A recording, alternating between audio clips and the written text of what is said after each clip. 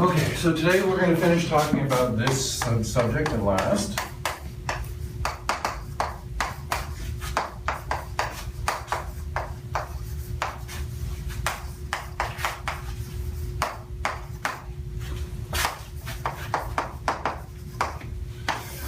Okay, so remember what we're doing here. So we have a degree of regularity.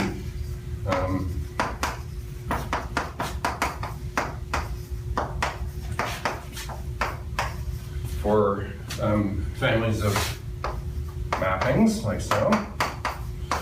And we had topologies for these guys. So I started out sort of giving more or less definitions for these that kind of make them look like compact open type topologies for mappings and their derivatives. That was kind of the initial definition of these topologies. Then I gave a description where we put a uniform structure on these by defining explicit semi-metrics, and the explicit semi-metrics were defined using connections and metrics on both manifolds M and N. Okay, and we had also talked about sections of vector bundles like so. Okay, then last time I gave a description which I called the weak PB topology. So remember what I gave it at the end. There's one fact that I should have mentioned there that I didn't, so I'll do it now. So remember what the definition there was, that we had this map if F was a CR function on N, so R sits in here, okay, depending on what nu is, you choose R appropriately. So if you have F in a CR function on N, then you define this mapping P, B, F. So this was a mapping from C nu into so, and it was simply the mapping that sent a mapping phi to the pullback of F by phi, like so, okay?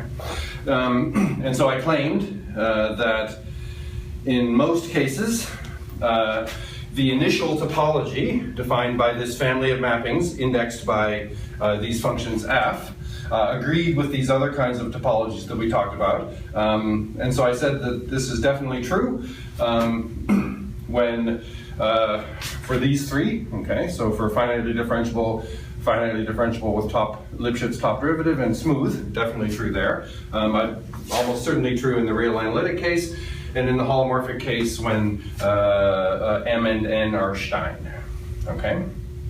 Now what's the advantage to this description of the topology? The advantage is this, is that the topology is defined, really, by what's going on here, okay? And the point is that for this guy, this topology here is locally convex. Okay, this topology is definitely not locally convex because N is not a vector space. But what it does is it allows you to describe the topology here by using a locally convex topology. Okay, and so maybe there's some advantages to that. So that's kind of one of the points of the weak PB description of these topologies. Okay. All right, so today, at the beginning, I will just quickly give a fourth description of these topologies, which is the local description.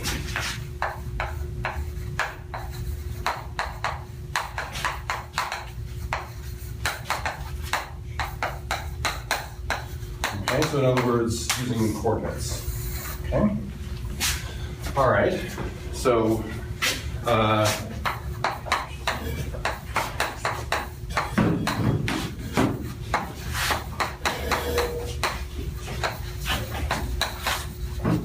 so we'll first just think about mappings between open subsets of Euclidean spaces. So U is open in an n-dimensional Euclidean space and V in an m-dimensional Euclidean space. Okay. So, you know, we have, therefore, all of the descriptions of the topologies, because U and V are manifolds, we have this particular setup here. It can be made a little bit more explicit. Okay, so notice that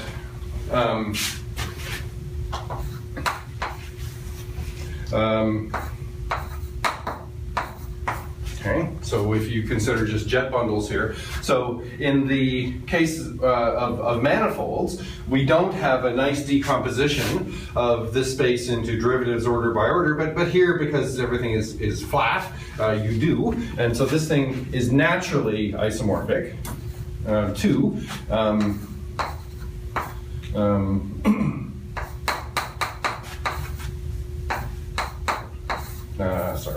tensor TV, and I mean direct sum here, J equals 1 to K.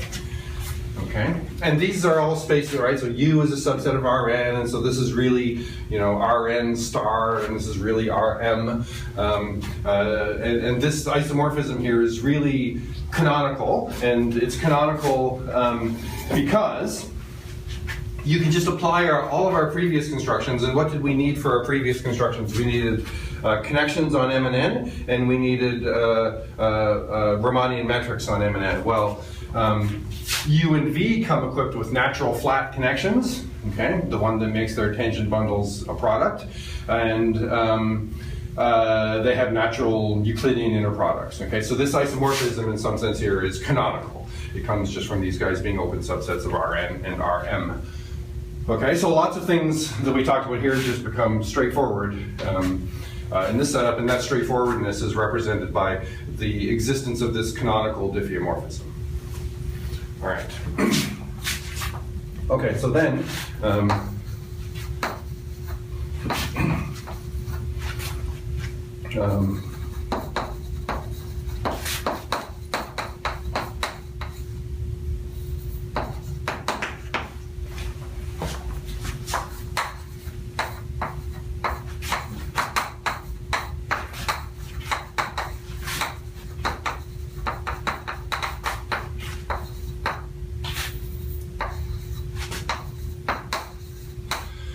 okay, and so really, sorry, I guess I really don't mean R here, because we want to allow the holomorphic case, and there's no reason not to. Okay, so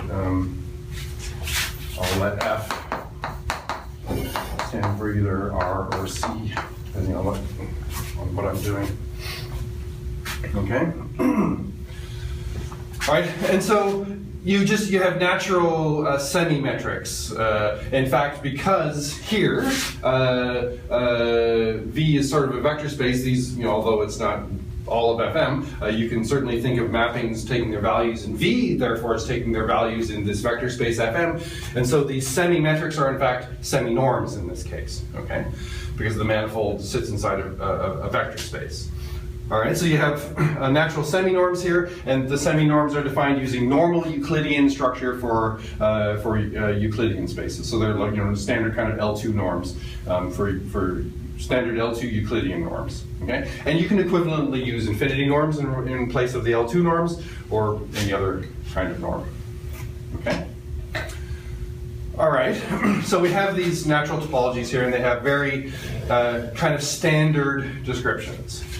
Okay, so what we want to do is we want to translate these. So what we're going to do is we're going to think of U and V as being domains for sort of codomains for coordinate charts. Okay, so if U and V and V and psi are charts for M and N. Okay. We denote, okay, C nu U V, okay, M N. Okay, so this is going to be the subset of C nu mappings, which map U into V. Okay. So this is mappings phi.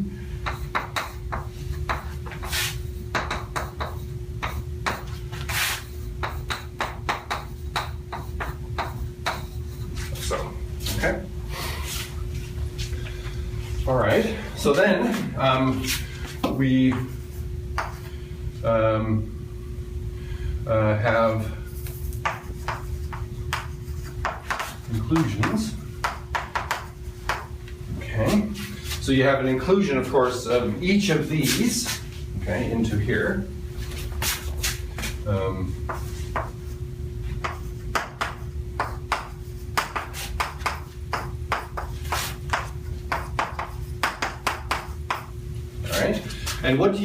And so what we're going to do is we're going to put a final topology on here. So we need to put topologies on here. What's the topology that we put on here? The topology that we put on here is basically we take this local description and we restrict it to U. Okay? So the topology here .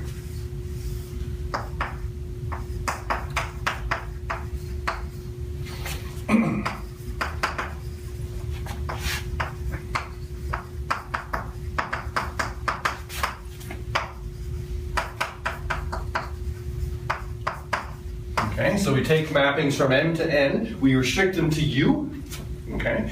And then, because the guys in here map U into V, essentially these mappings are mappings from, phi of U into psi of V. So in other words, they're mappings between open subsets of Euclidean space, and we use this kind of natural topology.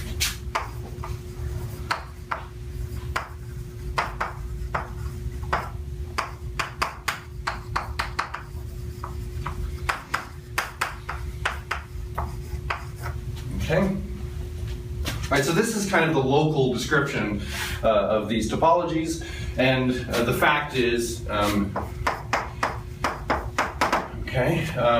that the final topology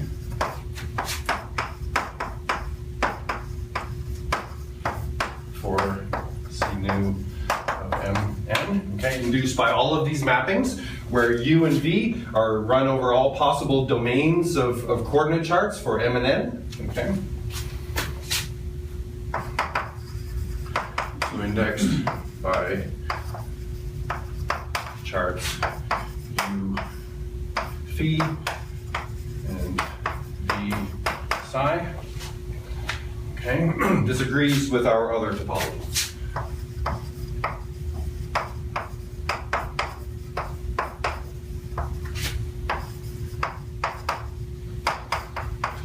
Okay, so in all of the cases, okay, so I'll say, maybe I'll say this like so. So we have these exceptions that I should mention.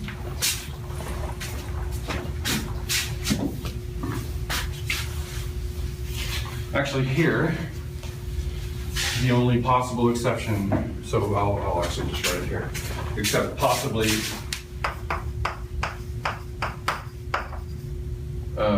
nu equals omega. Okay. So again here, I just haven't completed the proof. The proof has been completed for sections of vector bundles, and it's very difficult. Okay. And I don't imagine that the case of manifolds contains anything different, but I just haven't done it yet. So this would be a shock if this wasn't true in that case, but it just hasn't been proved yet. Okay? So establishing the equivalences here takes a lot of work. Okay? But it does work out. Okay. So now what we have, so this finishes now our descriptions of topologies for spaces of mappings and sections of vector models. We have 4 descriptions that are equivalent. Some details need to be ironed out in the real analytic case. But other than that, we have these 4 equivalent descriptions. Okay. Okay, good. So now we're going to start using these topologies to do something. And the first thing that we're going to talk about. Yes. Sir, so there, topology given by Suslin mappings to you and using standard Euclidean topology. Yeah. So you're basically importing the topology from C of UV, right? Onto the chart domains. That's right. So basically, you have an arrow going from there to C of UV, or well, it's not quite C of it would be let's see, C of phi of U, psi of V. I see. Okay. Right? Yeah. Does that make sense? Sure. So you have an arrow going from this to that, right? From that left hand. Yeah. Yeah. So you're taking the topology here, bringing it here, Yeah. and then constructing the final topology of that, right? Yeah. Okay. Yeah. Okay. So really, I'm identifying U and V with subsets of Rn and Rm. Yeah. Okay. All right. So now what we'll do is we'll use these topologies to actually do something, and so the big topic now.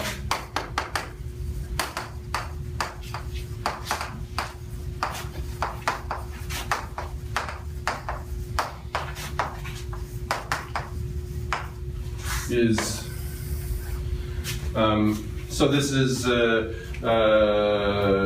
little book that Sagar and I have published with Springer that has this more or less as its title, and sort of takes all of the stuff that we've been talking about. Especially we're going to think about vector fields. So we're especially now for the next little while interested in the constructions for sections of vector bundles, and particularly sections of the tangent bundle vector fields. Okay, but a lot of the discussion is most easily carried out for just general sections of vector bundles. So a lot of it I'll just frame in that general setting, and really the thing where vector fields come in is when we talk about their flows. Okay. All right. So I think what I might do before I start talking about this specifically is to say a few, just to give a little tiny background in some things that we're going to need from locally convex topologies. So this is going to sort of just be cherry picked. There's definitely going to be a comprehensive background of the subject, but just some aspects of this that we will need.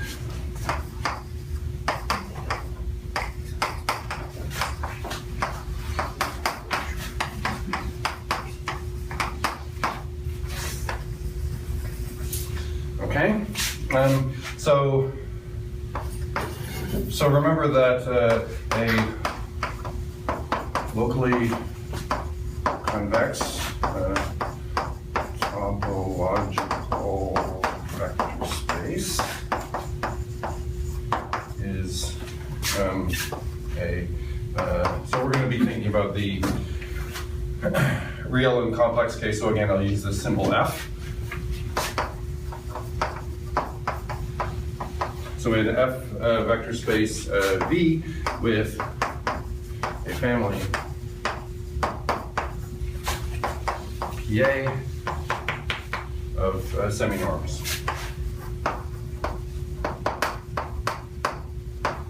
Okay.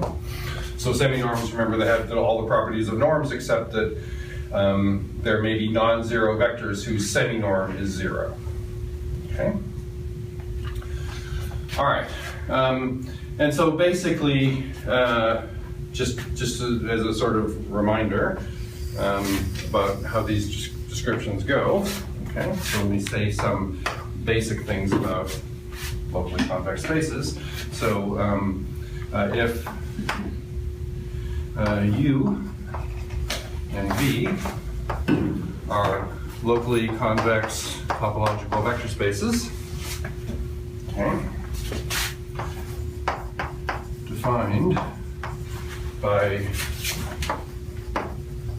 semi-norms, let's say QB and PA.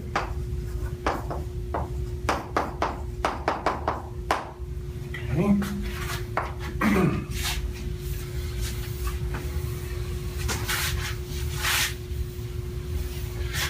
All right, so maybe I'll just say that if you have this kind of definition of a locally convex space, what are the open sets? So I suppose I should have written this down, but I'll just say it in words. Okay, so for each of these semi-norms, P sub A, you have a ball. and each positive number r, you have a ball of radius r defined in that semi-norm in the usual way that you would with a norm. It's just it's possible that a ball will, for example, contain subspaces, okay, which doesn't happen in the normed case. Okay, but you still have a perfect notion of a ball, and the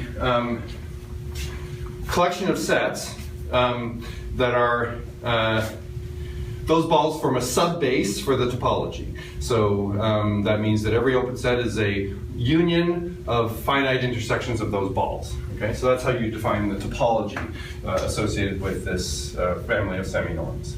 Okay, so these things are real topological spaces now, just so you have this more concrete description using semi-norms. Okay, right? So.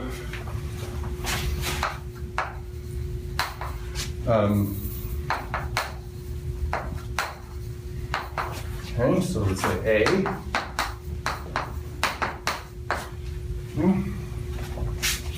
All right, so this map is continuous. So actually, I will reserve that notation for continuous maps. So let's just talk about linear maps. Linear maps, I'll write like that. Okay. L will be in continuous. That notation in the usual way just means linear maps. It's continuous. If and only if for each. Okay, so now I think for each A and A, I hope I do have the order right here. There exists a finite number.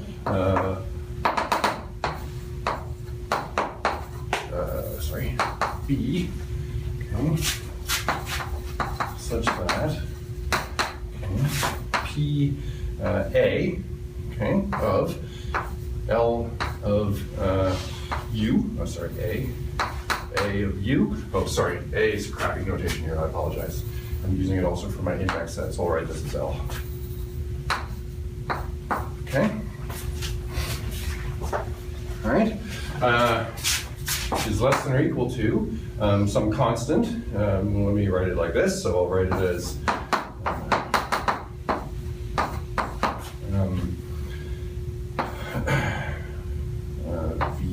Vj of U. And this has to be true for every U.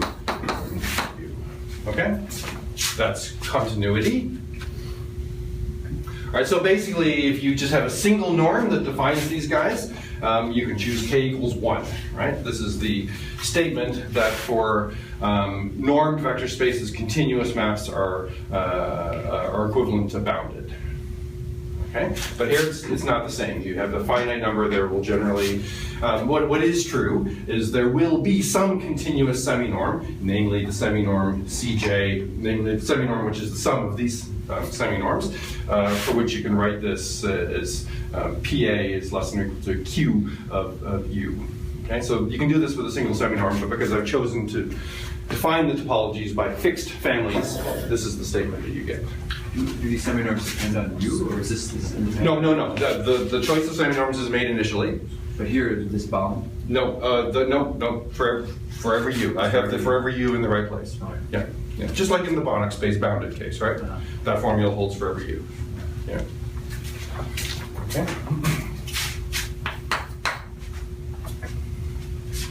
All right, so a subset. Okay, so let me say it this way.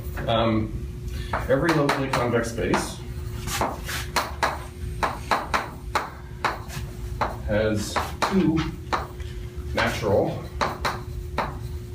Bornologies, and I'll tell you what a Bornology is. Okay, because both of these sort of matter to us in different contexts. So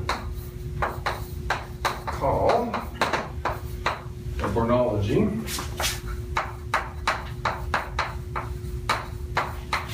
or a set X is a collection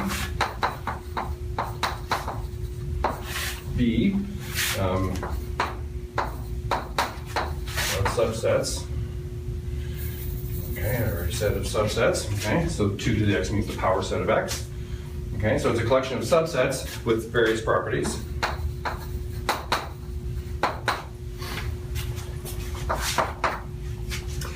X is a union of bounded sets.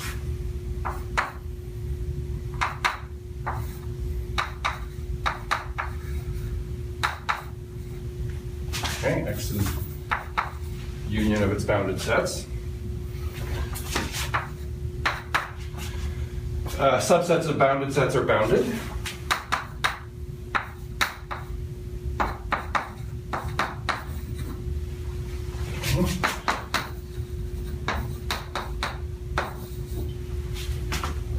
And finite unions of bounded sets are bounded.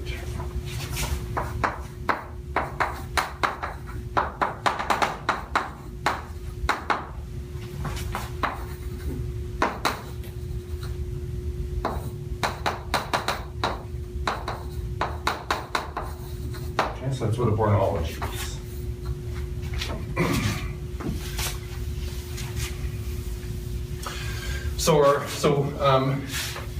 In the study of locally convex spaces, Bornologies become important.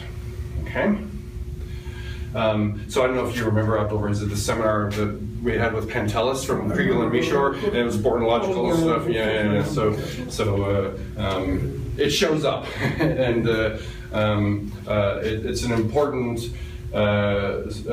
sort of extra piece of data that you have in the locally convex case, that you still have in the normed case, but it's just not as interesting.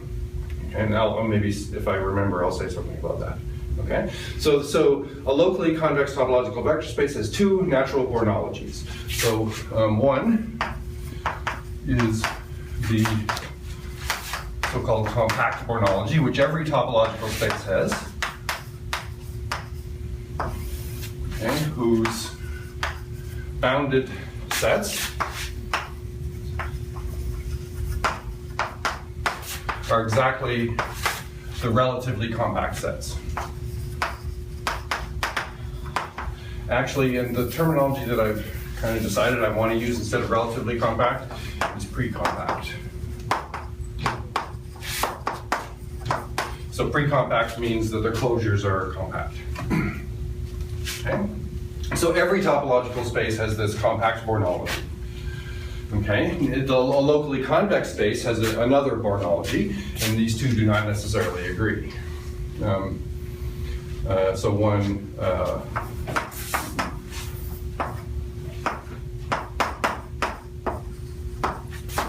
this Bornology is what's called the von Neumann Bornology.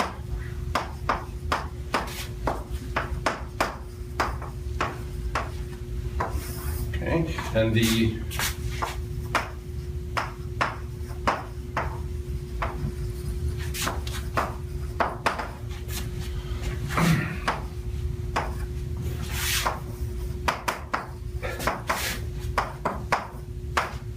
okay, so the subsets of V. So I'm going to be supposing here that I'm in the setup that I'm talking about, which is that V has this family of semi-norms P sub A.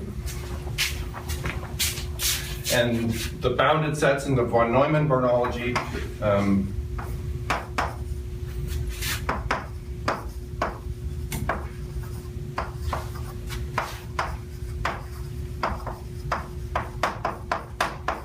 are those. Okay.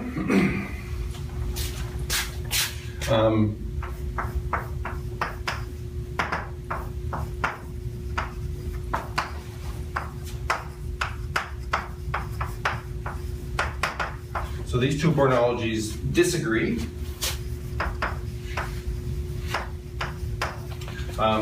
For infinite dimensional normed vector spaces, of course.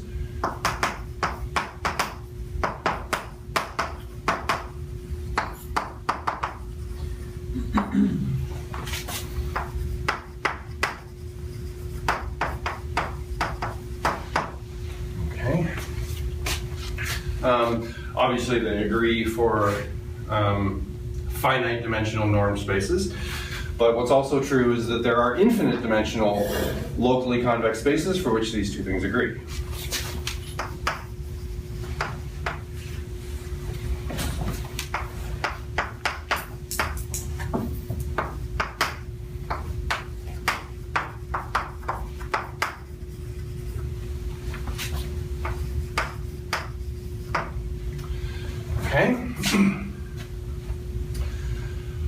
so this is a situation where you begin to see a difference between locally convex spaces and normed spaces. Okay.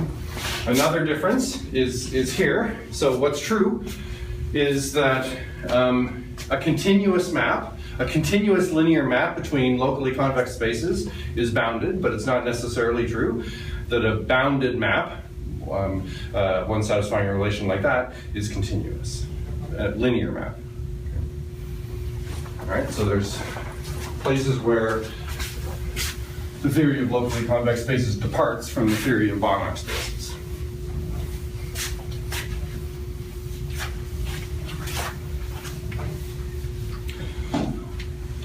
Okay. Andrew, can you repeat the last statement really quick? Every linear and bounded. Every continuous linear map is bounded, but not every bounded linear map is continuous. For the local. For locally convex spaces, yeah. Unlike for Banach spaces. I'm sorry, you said that they are disagreeing for infinite dimensional normed space, right? Yes, yes. How about sections of holomorphic?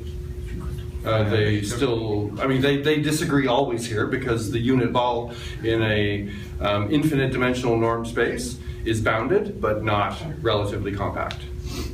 But it's a modular space. It's not normed.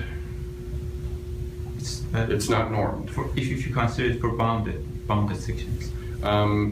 It's not normed, right? The bounded ones sit inside as a subspace, right? But the two topologies, the locally convex topology restricted to that one, and the other topology, they don't agree. Okay, I see. Yeah. Okay. Yeah. Okay. Is it okay? Oh, yeah, that's Okay. Okay.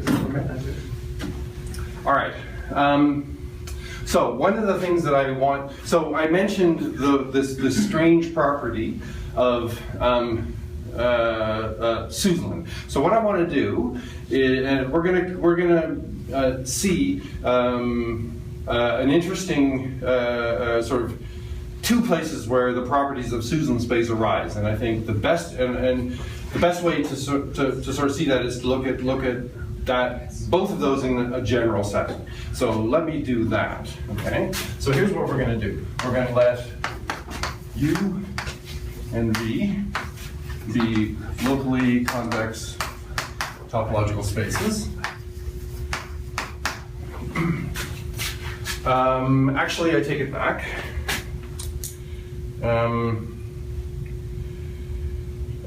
Yeah, no, this is what I want. Okay, sorry. And then I'm going to take a family, A, of linear, continuous linear maps from U to V. Okay, so L here is, unlike HOM, L means continuous linear maps. So these are continuous with respect to the locally convex topologies. Okay, so I have a subset of linear maps. Okay? All right, so we can define a topology on U called the weak A topology, which is the initial topology for the mappings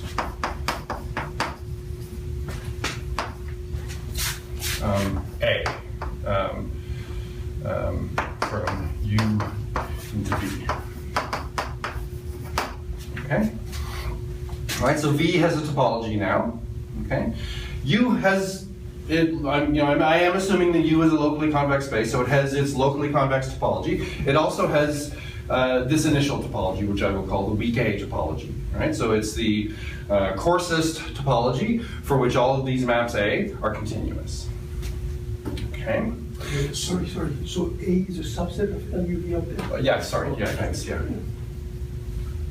Okay? Yeah, thanks. Okay? All right, so I have these two competing topologies on U. Generally, they won't be the same, but I'm interested in the situation where they are the same.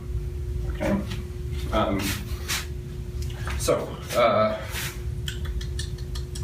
Suppose that the topology on U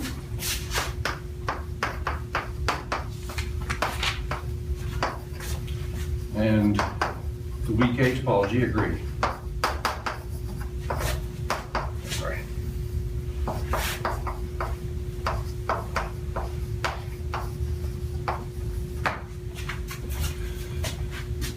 Okay. All right, so then a bunch of things are true, some of which are relative. Okay, so I'll cover it when I get to it. I meant to talk about, I have to give some definitions here along with these guys, okay? That's all right. So then, two things are fairly obviously true. So that is a linear map, P, from, okay, sorry. Let me do this differently. Okay, so now I'm going to let T be a topological space.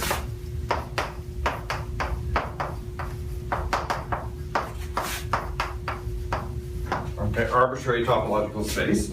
Then a map phi from T into U is continuous.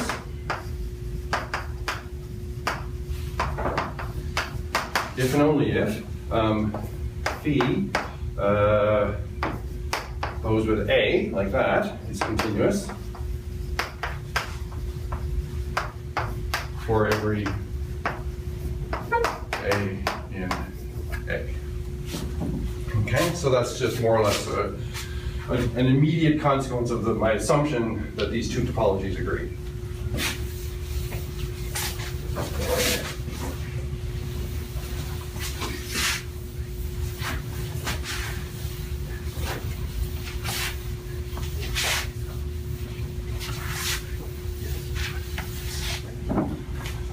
All right.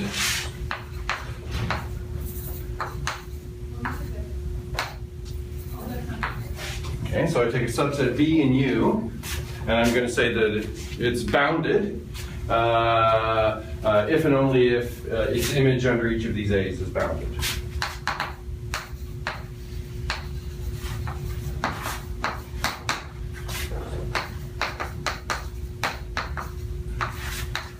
And bounded here means in the sense of von Neumann.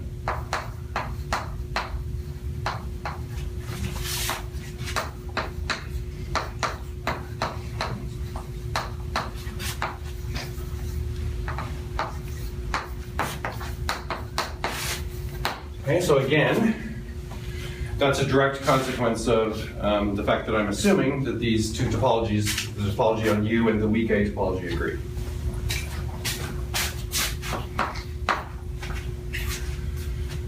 Okay, so now I have to give some definitions as well. So I'm going to let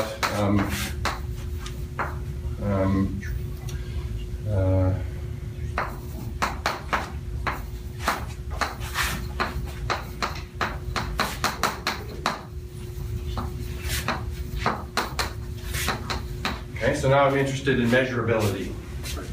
So I'm going to take a finite measure space. Okay. So this is my set, my sigma algebra, and a finite measure on the sigma algebra. Okay, so what here we will assume a mapping psi from M into U. We'll say that that one is measurable.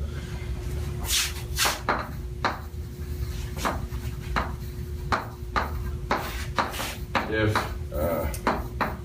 psi inverse of O is measurable for every open set O.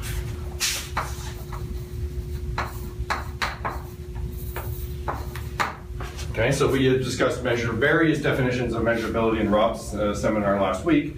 This is the definition that I'm going to use here. It's the only one. It's equivalent to a whole bunch of other stuff because of the properties of the spaces that we're going to be using. Okay, so. All right, so if psi is measurable, okay, then without any additional assumptions, this is right. So A is continuous, okay, and so this is just a consequence of the fact that preimages of open sets are open.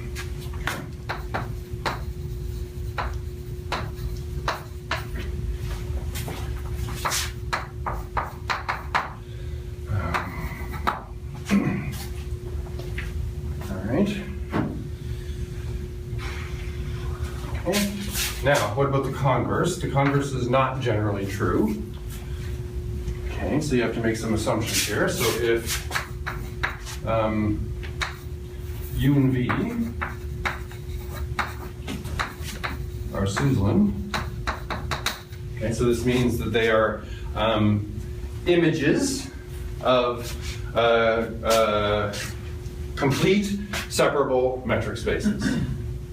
Okay. So this means, for example, U and V may not themselves be metrizable. And so this is where we really need Suslin, because we have a non-metrizable space, which is the set of sections of a real analytic vector, the real analytic sections of a real analytic vector plane. Okay, so that's where we use this Suslin business. Otherwise, we could just make do with metrizable. Okay, so these are Suslin, and if this guy is measurable for every A,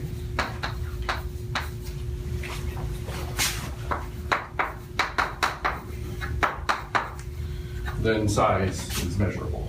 And okay, so I forgot what psi was, but of course it's this. So you're making any assumption on the capital A there?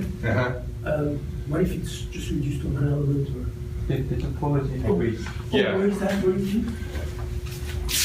to? I'm always assuming that. Oh, okay, so Yeah. that was it. Okay, Yeah. so it's reaching off to the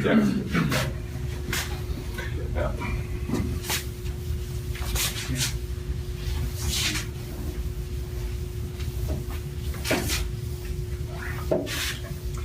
Okay, and so just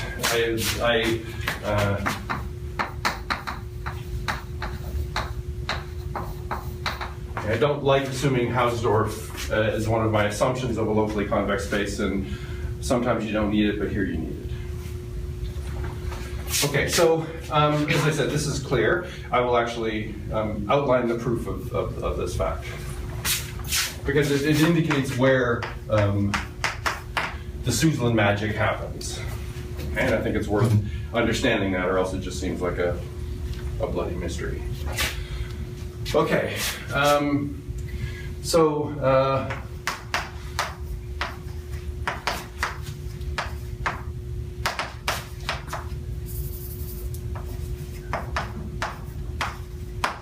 just take V to the A to be the mappings from A into V, okay?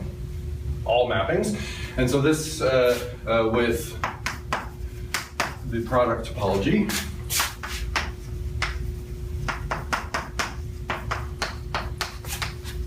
okay, which is the coarsest topology, for which the projections from V to the A into V, and I'll tell you what those are continuous.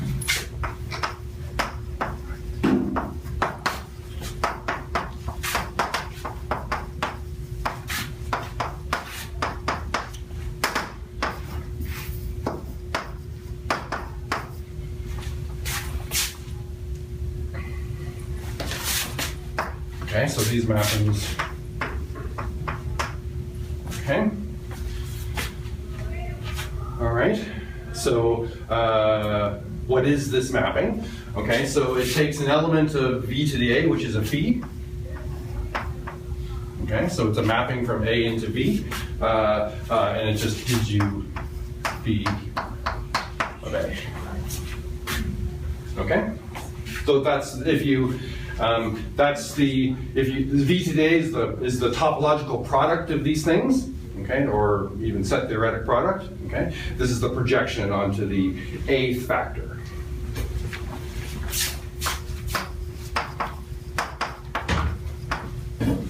Okay, so let's see how we use this construction. So, oh, I forgot something here. I need, and this maybe goes to the question that you asked, I need an additional property of A here. You need compactness somewhere? I'm sorry? You need compactness somewhere? No. I thought you could look for something like that. No. So A has to be point separating. Oh, sorry, I forgot about that. Okay, and what that means in the locally convex setting is that if every map A applied to a vector in U is 0, then U must be 0. Okay? All right, so it has to be point separating. Point separating means that the map that I'm about to write down is injective.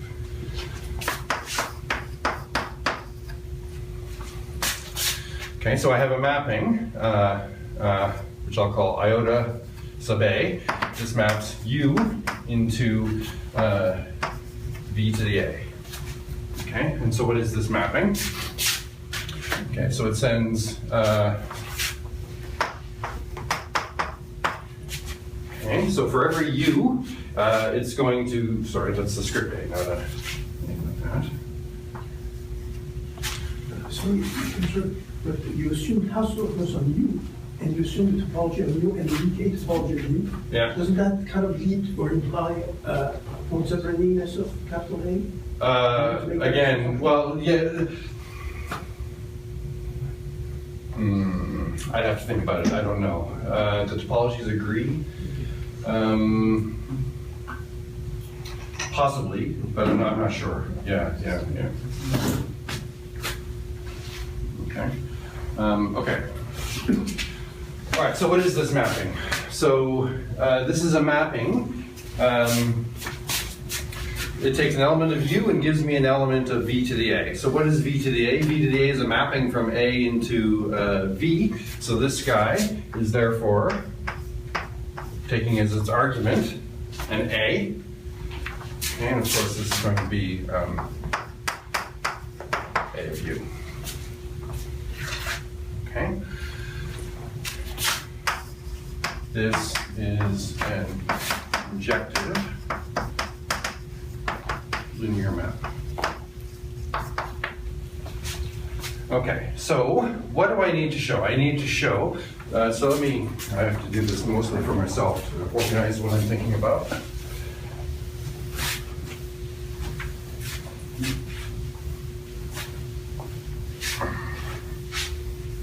Okay, so we have U, okay, then we have this mapping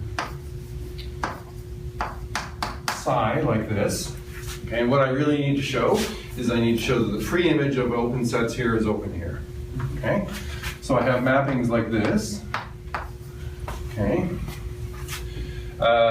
then I have, okay, so then I have B to the A like so, okay, and I have an inclusion from here to here, and I have a projection for each A like that, okay? All right, so by the definition, okay, of the projection and the inclusion, okay, when you compose these guys, you just get A, so this diagram commutes. All right, so this means that PRA composed with iota A, okay, that is equal to A. Okay, so then I can precompose with psi, A opposed with psi. All right.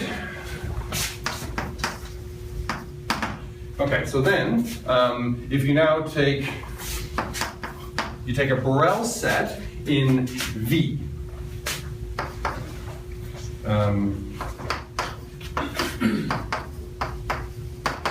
Okay, so that means it's in the sigma algebra generated by the open sets of V. Okay. All right. So first I will look at this guy.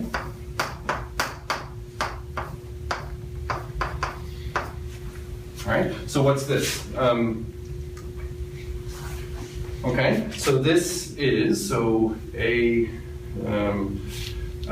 right. So this just maps me into V for every A. Okay.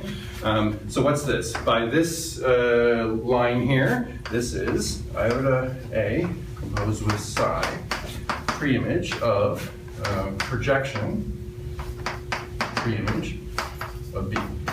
Okay, so that's just fiddling with preimages and that equality.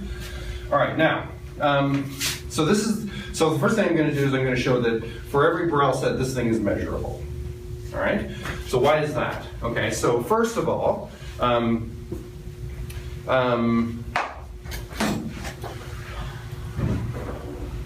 oh, no, sorry. The first thing I'm going to show is I'm going to show that this guy over here is measurable in V to the A. Okay? All right, so how do I do that? By assumption, this is measurable. Okay, that's my assumption. Okay? Now, this guy, all right, that one is a Borel set. Now, why is that? That's not just immediately obvious. Okay? I'll tell you why that's true without proving how it follows from the things I'm about to say. Okay? V is Suslin. Okay? Now, A, this is also a property of Suslin spaces, so it's one of the things we talked about on Thursday last week.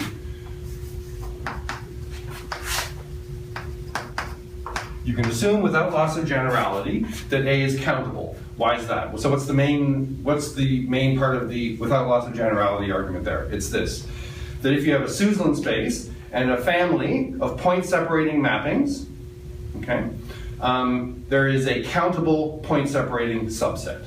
Okay, so what I'm going to do is I'm going to choose a countable point separating subset of A, and I'm going to work with that, and you can show that that can be done without loss of generality. Yeah. So basically to prove this measurability, we can just basically take the open as the Borel, right? The result that I'm about to use is about Borel sets.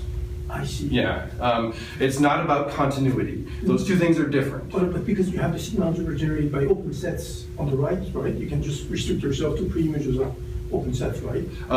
It's about Borel sigma algebras, not about open sets. Those two things, you can have two topologies that have the same Borel sets. We're interested actually really in Borel sets. I really do mean Borel set here, and you'll see why. Okay. Yeah. That's the magic of Suslin, and there's a little step in the argument that comes where that will exactly come up. Because you were proving measurability, so I thought. Yeah, it's about open sets, but it's really not. So you're using the fact that if something is Borel, then the preimage of open sets is measurable. Sorry, if preimage of open sets is measured, so there's a countability thing that has to happen there, right? For those two statements to agree, it's that that's at the crux of this. It's the countability part of that. Yeah. We're used to that being true because we're always talking about real valued functions, but here we're not talking about real valued functions, but in some complicated topological space. So Suslinness is crucial here. Okay. All right. So now, okay. So what do I have? This is a countable product of Suslin spaces. Okay. It turns out that that's Suslin. All right. So I have this mapping here between these two Suslin spaces. Now. You can show, okay, that the sigma algebra generated by these projections, and this has to do with the fact that these guys are Suslin spaces, okay? So the sigma algebra generated by this countable family of projections generates the sigma algebra here, okay? And what it means they have the same sigma algebra. So what it means is that I have two sigma algebras. I have the natural one here defined by its topology, Okay. Then I have the following sigma algebra that Borel sets here. Borel sets here are exactly those whose pre-images are Borel here. Okay, those are two different families of Borel sets, and they agree because these guys are Suslin. Okay, so there's a result about Suslin spaces that you need right there. Okay, that's where countability comes in as well. So there's two properties of Suslin spaces you're using. One is this, and then one is this business about the Borel sigma algebra being equal to the Borel sigma algebra generated by these projections. Okay? Point is, that guy's Borel. Right? Okay, so this is Borel. Okay? And so this is Borel. Okay, and so therefore, what you've proved is that because the Borel sigma algebras agree, as a result of this argument that I gave about the Borel sigma algebra generated by the projections, what this allows you to conclude is that iota A composed with psi of B, okay, is Borel for every Borel set B in V to the A. Okay? All right, so there's some non-trivial things about Suslin spaces that you use there. Now we use another non-trivial feature of Suslin spaces. Okay, so what I have is I have that this mapping is measurable. Okay, that's what I've shown. Okay, and this guy And is you're assuming that every Borel set is an image of the... that's the fact that the Borel sigma algebra here is the same as the initial Borel sigma algebra of those projections allows you to conclude that. So, you know, it's enough, in other words, to check the measurability of this on pre-images of the projections. Okay, so it doesn't just follow, but it follows from that non-trivial fact. I follow up on the question. So, when you say the algorithm loss is countable, in your Suslin construction, do you assume that your initial space is Polish or separate? The initial space, meaning which space? How you construct your Suslin space? So the Suslin space is a continuous image of a Polish space. I see. Okay. Yeah.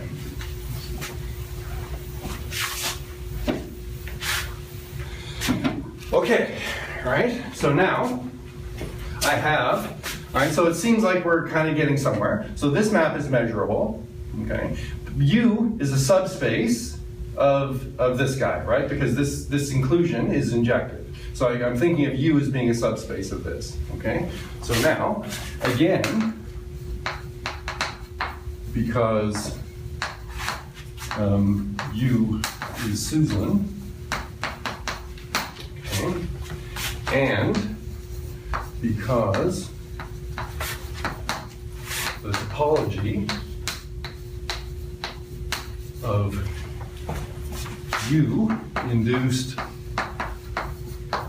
by the inclusion iota A, okay, so that means this. I have a topology here, and I have a topology here. This mapping is continuous, okay, so I just stick U in V to the A, it therefore has the subspace topology. That subspace topology will be coarser than the topology of U because this map is continuous. Okay, because the topology is coarser than the topology of U.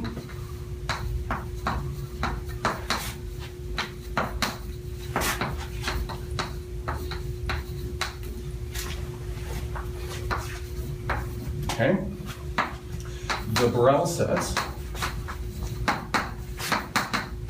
of U agree with those of iota A of U. And this is where it's Borel sets. This is obviously not true for open sets, okay? Because, you know, the topology, all you know is that the injection of U into V to the A is continuous, and all you can say is that the topology on U is coarser, okay? But because it's Suslin, if it's coarser, okay, then if you have a topology which is coarser, the Borel sets agree. So if a topology which is coarser than a Suslin topology gives you the same Borel sets. Really not And obvious. can you say this very quickly? If the sigma field is countably generated, just check on open sets. I think you need to have some other properties. Yeah, so, right, so, exactly. So, yes, that's true. So what you're saying is if the space is second countable, then you can check it on open sets. That's true. That's not enough here because our spaces are actually not second countable in general. But they're continuous images of second countable spaces. That's right, exactly. So, no, so essentially, your question is really, it has to do with, there's countability that comes up with this product here. And so you need countability of the projections. And the result you're talking about is if this guy is second countable, okay? Our V's will not necessarily be second countable, all right? So there's a more general result that you actually need there, yeah. Okay? All right. Okay, so this is how you prove measurability, basically by checking measurability of the compositions with A, right? And then, so you see here that the Suslin business comes up in 3 different places, okay? 1, and then 2, 3, okay? Sorry, but Yeah. if you were to check measurability, because we're dealing with Borel sigma, Yeah. right? But just looking at the open set, right?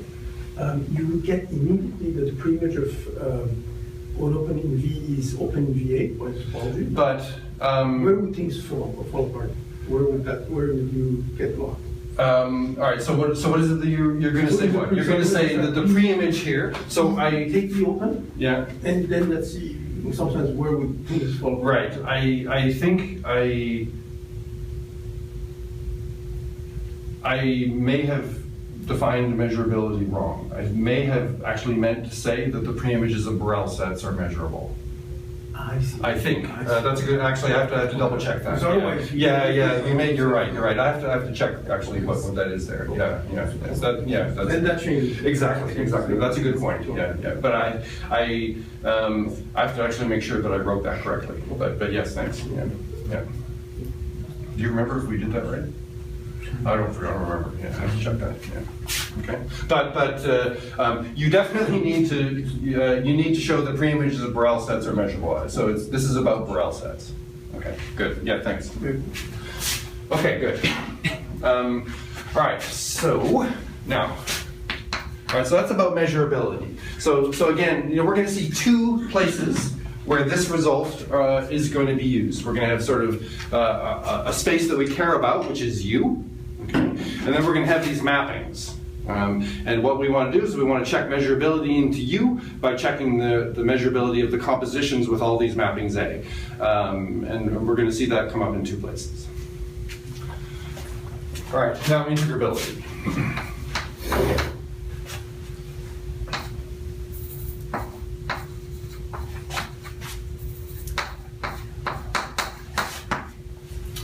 Okay, so I'm going to just very quickly define for you, if I can do it correctly, what an integral is for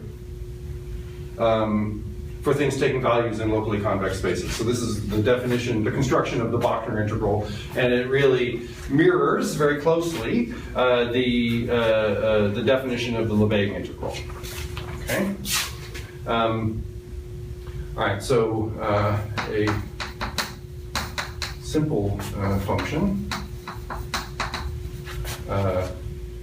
from, so I have this measure space M into my locally convex space U is, okay. So what's it going to be? It's going to be a mapping of the form, is a mapping psi. Okay. So psi of x. Okay. So it's going to be in the usual way of simple functions. It's a sort of finite linear combination of characteristic functions, okay? But the coefficients in the characteristic function are not real numbers, they're elements of U,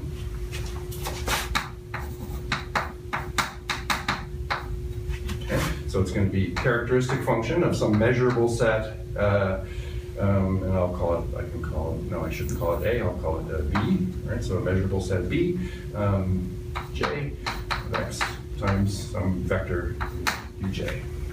Okay. All right, so the BJs are in my sigma algebra, okay? And the UJs are elements of U. Okay, so it's a linear combination of characteristic functions with coefficients in U.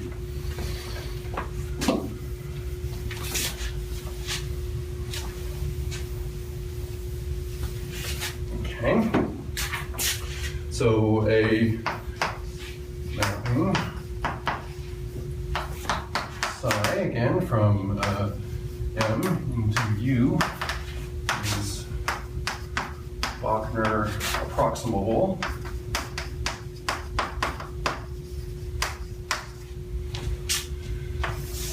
okay. All right, so this is kind of almost going to be the definition of measurability that you gave last time, that it's a limit of measurable functions, or it's a limit of simple functions. Okay, so it's Wagner approximable if there exists. Okay, and because we're not necessarily talking about metrizable spaces here, sequences are not enough to really talk about convergence in a useful way. I have to talk about nets. Okay.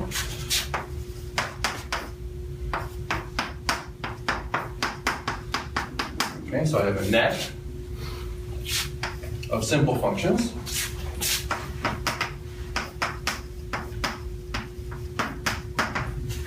Converging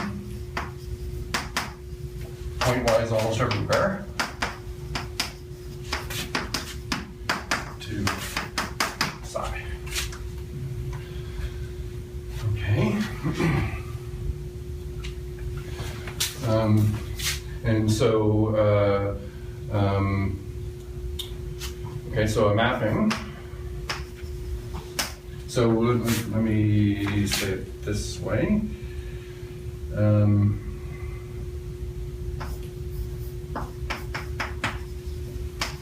Psi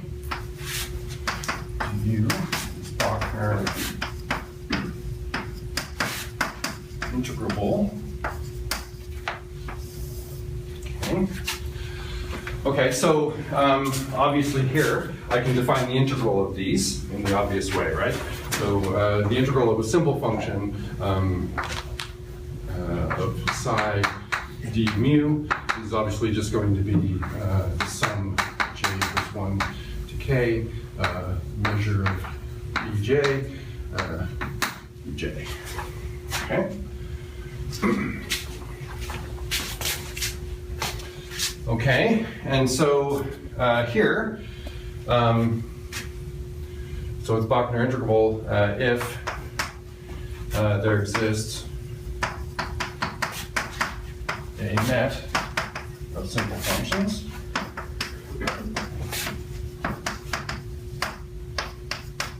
psi I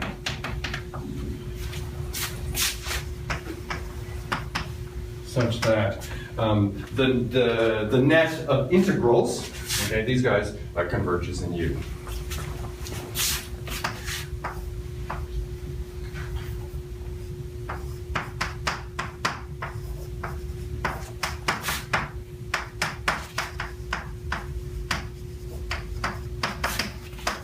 Okay.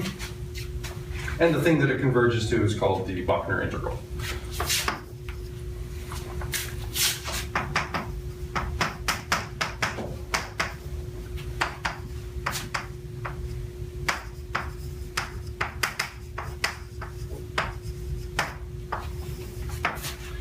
And if the space is Hausdorff, of course, this is well defined.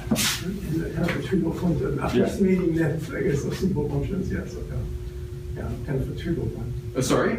Approximating net of simple functions. Because the way it's stated is just if there is a net of simple functions such that, because you have the mapping side there, Yeah. and then from then on side not mentioned at all. No? No, the second line. Yes. Yeah? No, second line. No, below. Yes, second definition, basically. Yeah, sorry, good, thank you, yes. A net of simple function, yeah, exactly, good, yeah, thanks. A net of approximating, yes, thank you. Yes, exactly. When I lectured on this in Hawaii, I also forgot to say that. So before you read, Yeah. I want to understand, so where do you detect the last assumption of countability of A? Where's that used? Yes, yes. It's used to conclude that I see. showing that this is measurable implies that this is measurable for every Borel B. In particular, it's supposed to check those which are the images of. That's right. Yeah, exactly. Yeah, that's where it shows up. But not just that alone, right? It's also countability of these plus Suslinness of yeah. A good place to read about this stuff is in the gigantic 2-volume measure theory book by Bogachev. Yeah. There's very few places to read about this. One question, you Yeah. mentioned, you assumed that M was a finite measure space? Yes. Where have you used it so far? I think that you're gonna.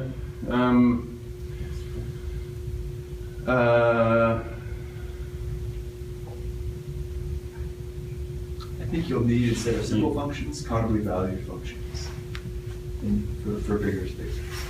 Say again? The measure space is not finite, you may need, instead of simple functions, you may need to work with countably valued. Oh, is that? Oh, okay. In order that the sort of sequential. Let's see. I don't know. Maybe you're right. That's Yeah, right. I don't know. Yeah.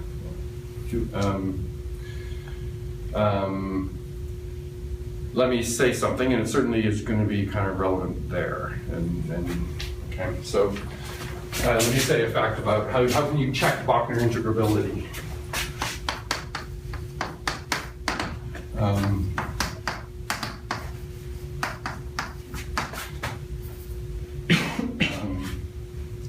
So sorry, I want to say it this way.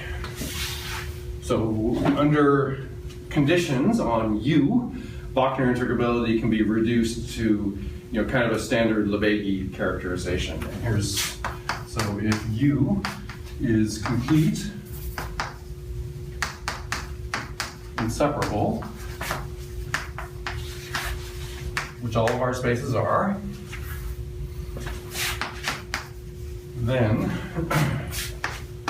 psi from M into U is Bachner integrable.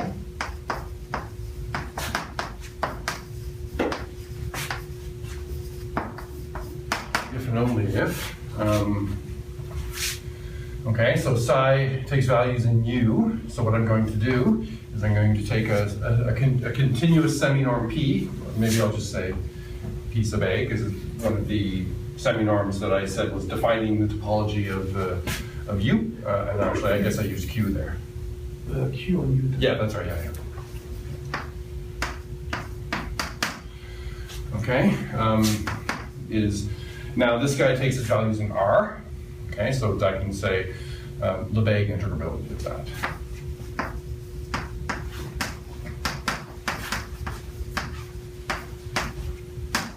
Okay, and this has to be true for every B.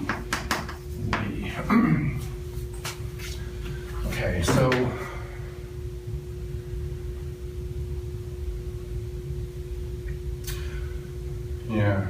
yeah, I think maybe you can get away with a non-finite measure if you additionally assume something's about psi. Or maybe you can go to sigma finite, maybe. Yeah, I don't know about that. Yeah. Anyway, certainly it works for finite, and in fact, we're always going to be interested in kind of the locally integrable case in any case. So we're not actually going to be talking about finite measure spaces, but we'll replace integrability with local integrability. Yeah. Okay, so this is in the Lebesgue case, right? This is the statement that a function is integrable if and only if its absolute value is integrable. Okay. And can you remind, what is Q sub B? Say again, where? Q sub B? Oh, these are the semi-norms that define the topology of U. I see. Yeah, okay. Yeah, so that's right. So, yeah, you have to check these, the Lebesgue integrability of that. So that gives you a nice concrete way of talking about integrability. Is you just talk about the vague integrability. So that's nice. Okay. So now I have a result that I can say. Now that I've defined the Bachner integral. Okay. Okay, so remember that we had this setup where we had a U and a bunch of linear maps from U into V. And so what you can conclude now, okay, so again, I need to assume if U is complete and separable.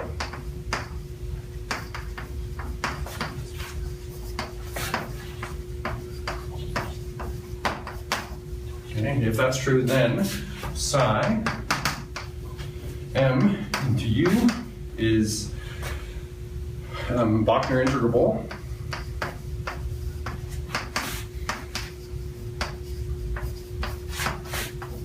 if and only if A opposed to psi is Bachner integrable for every that A.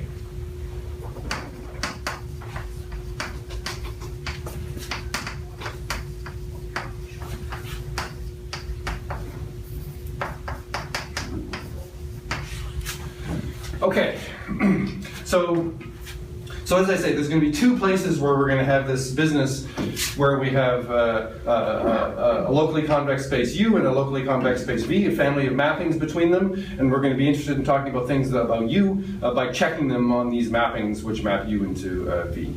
Okay, so I felt like I wanted to get all of that done so that it's not a gigantic detour when we come to it.